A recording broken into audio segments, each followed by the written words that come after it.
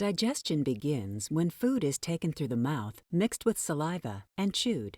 Structures in the oral cavity work together to break food down into a small mass called a bolus. During the process of swallowing, the tongue rises to the roof of the mouth, directing the bolus out of the oral cavity. The bolus then passes from the oropharynx to the pharynx and into the esophagus.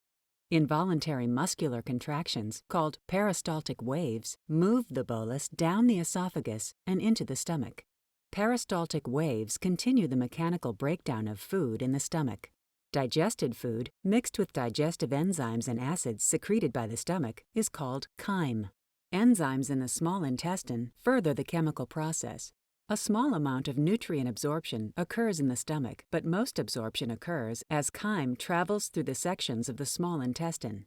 The walls of the small intestine are lined with structures that absorb nutrients from chyme and then pass these nutrients into the bloodstream. Some absorption continues in the large intestine.